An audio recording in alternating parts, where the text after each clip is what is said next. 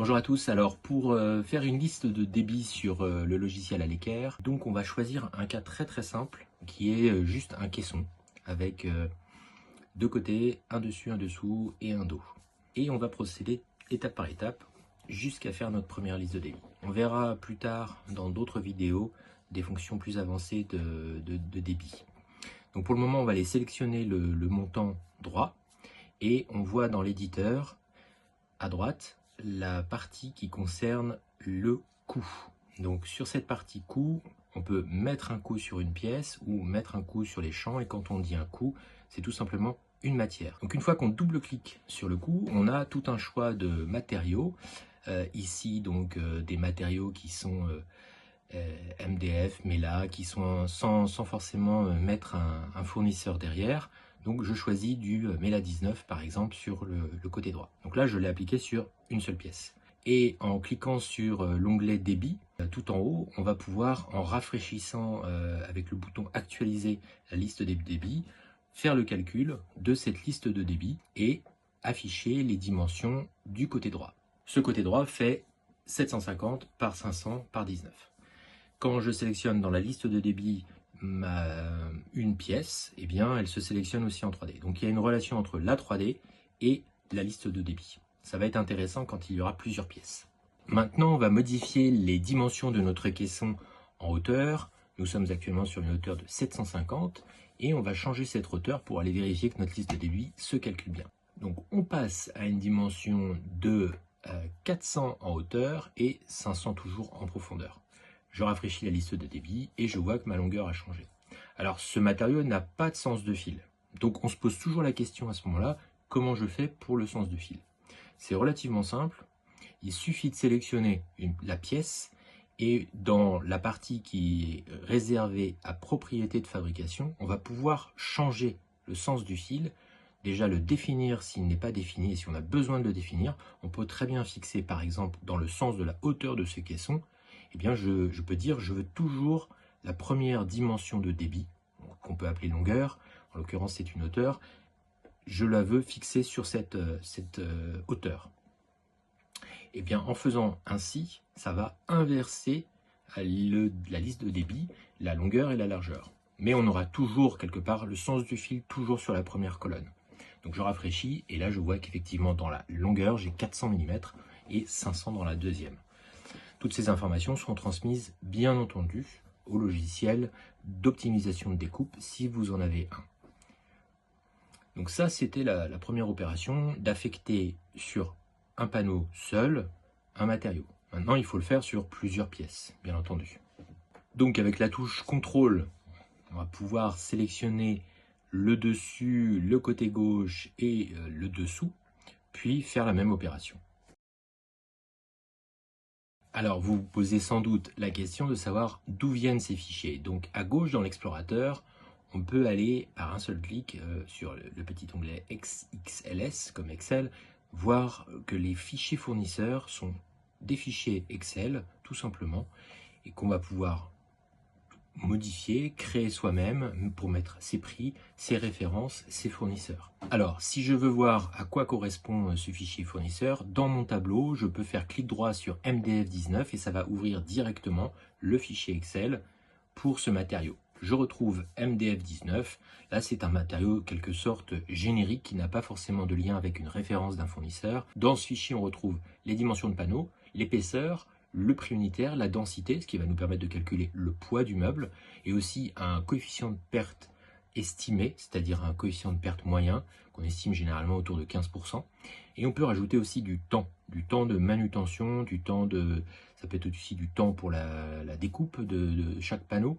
En tout cas, c'est une possibilité de rajouter en secondes. C'est un temps en secondes. Ça pourrait être aussi, comme on est sur l'onglet mètre carré, un temps de vernissage en mètre carré. Très pratique pour aller calculer un déboursé. Alors maintenant, on va regarder comment affecter un champ sur ce panneau. Je double-clique sur champ longueur 1 et ça va m'ouvrir une nouvelle interface dans laquelle je vais pouvoir sélectionner chacun des champs. Si on veut plaquer par exemple à l'avant champ épais et à l'arrière champ fin, c'est tout à fait possible. Donc on commence par cocher le champ longueur 1 qui va être à l'avant et choisir le matériau que l'on souhaite. Donc ça va l'affecter sur une seule pièce pour l'instant. Et ensuite, on va le vérifier, on va voir que ce champ est bien dans la liste de débit maintenant. Et je retrouve le petit icône dans plaquer champ qui me permet de voir que je dois plaquer à l'avant, ainsi qu'une abréviation dans champ longueur 1 qui spécifie que c'est champ épais Ulm. On peut tout à fait déduire les épaisseurs de champ ou pas. En sélectionnant les 3 pièces, on peut faire modifier et éditer, finalement affecter la matière directement en une seule fois sur les 3 pièces pour que les champs à l'avant soient plaqués. Je rafraîchis la liste de débit et je constate bien que j'ai mes plaquages de champs sur toutes les pièces en champ épais Ulm. Maintenant, je vais affecter une matière au dos pour avoir ma liste de débit complète et je vais mettre du Mela 08 sur mon dos.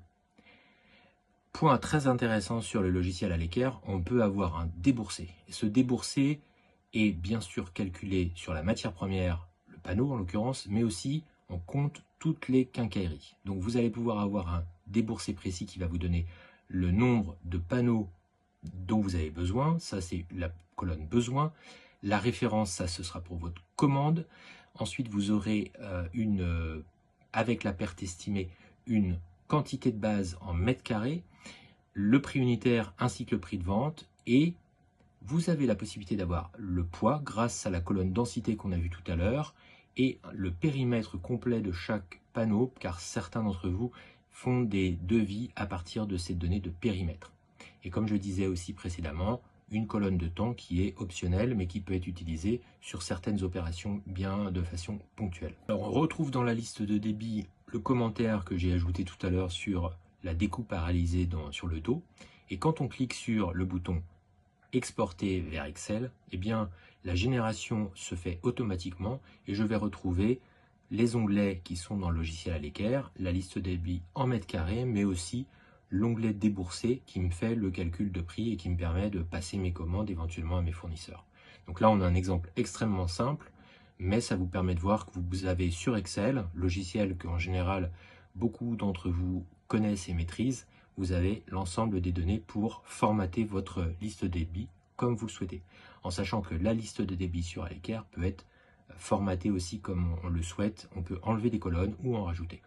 Ensuite, dans l'onglet du logiciel, vous avez mise en fabrication, et cette mise en fabrication, vous allez pouvoir obtenir directement un PDF de votre liste de débit. En cliquant sur l'un des choix des modèles pour présenter la liste de débit, il y a plusieurs choix.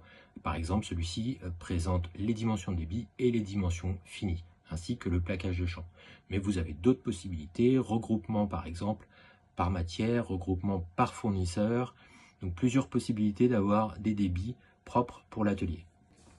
Donc en résumé pour cet épisode, ce qu'on a vu, c'est comment définir les coûts matières sur chaque panneau, donc finalement obtenir notre liste de débit et accessoirement celle des quincailleries qui sont ajoutées sur ce caisson.